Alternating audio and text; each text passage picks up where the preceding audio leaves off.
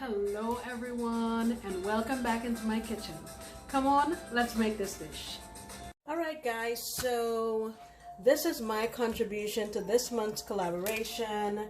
I want to make what I'm going to call Drunken Caribbean pork shoulder. So remember now, let me remind you that this is a collaboration. There are lots of channels participating. We do this thing every month and usually we visit a specific country, but this time we're just going to share a holiday recipe that we really love. So this is what I'm going to do. What I have here is a pork, this is pork shoulder butt, and it is a little over 5 pounds. I got it for a pretty decent price, I think. So I've defrosted this. I'm going to wash it down as per usual with lime juice and water. And let me show you what I am going to be using for my seasonings. I have here 2, 4, 6, 8, 10, 11 or 12 cloves of garlic. And I recently visited my mom in the Caribbean and I came back with lots of nice fresh bay leaves.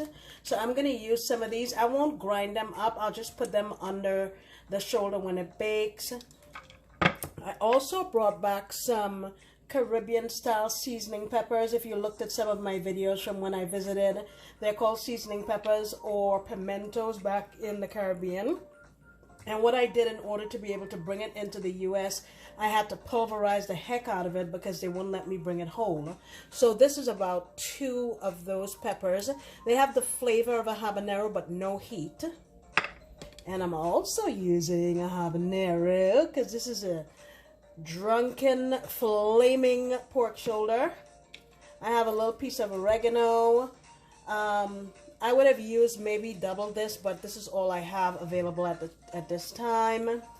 And I want to use some cilantro, but again, I just came back and I didn't go shopping, but I had some frozen. So I would say this is about 4 or 5 sprigs that I have pulverized here. I'm going to use the juice of this fat, juicy lime. And let me show you the rest of the ingredients. Alright, I'm going to use some dark rum here. And I'm going to say I'm using about, I'm just going to use this up. This is a little more than 1/2 of a cup, maybe 3/4 of a cup. All gone. And I'm going to add a little bit of cumin. This is kind of going to be a sort of rub of sorts. I'm adding in here about a teaspoon. Onion powder. I'm going to add, let's see here, about a tablespoon. And all this is going to go in here as well. So in goes my cilantro. I'm going to go in with my seasoning peppers.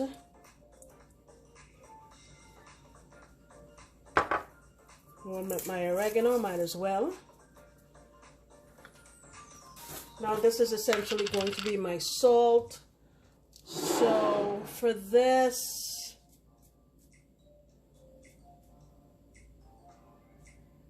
I'm going to say about 1/4 of a cup. And once I rub it on there, I'll be able to taste it and see if I need more. Black pepper. A little more than a teaspoon. Using a little bit of ACV. A couple capfuls, I'd say. 1, 2. I'm going to use a little bit of my bihol or powdered achiote. I'm calling that about a tablespoon. Going to use a little bit more Caribbean flavor, Angostura bitters. It was made on the island of Trinidad. I'm going in there with a couple of teaspoons. This is frequently used for drinks, making mixed drinks, but you can use it to cook meat as well. I'm going to add a little bit of my adobo. I'm going to say about a teaspoon or so. So what I'm going to do now is mix this up and get these blended up, mix it up, and we'll get it on the pork shoulder, okay? Alright guys, so I've washed this and it very nicely fits down in this Ziploc. And here is my concoction. I'm just gonna pour it in here. And I'm going to try to get as much of the liquid of the air out of it as possible. I also added in my bay leaves. And what I'll do is I'm going to let this sit in my fridge for 2 or 3 days. If all you have is overnight or a few hours, that's fine too. But the longer it soaks, it's the happier and drunker we're going to be at the end. Okay, so I'll see you back here when I'm ready to take this up to the next level. Alright guys.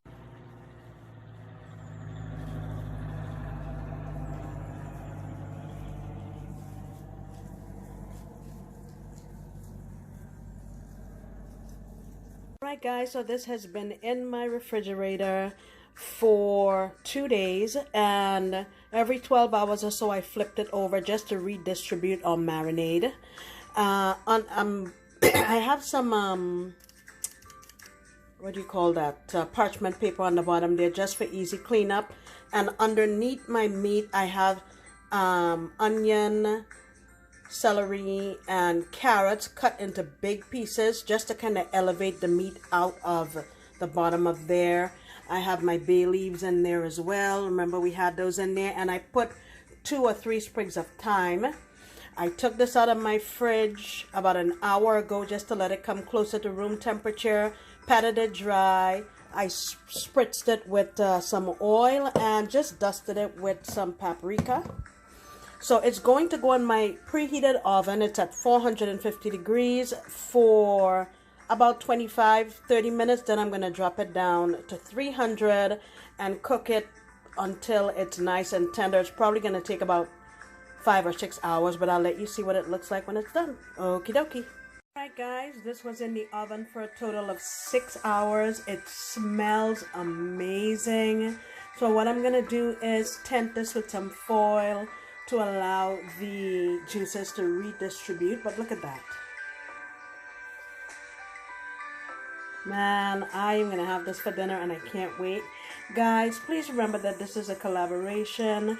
Please do me a favor, go down in the description box below where I have the links to each of the channels and the dish that they'll be making. I would really appreciate it if you would go check them out, because I know they'll be making something that you're going to enjoy.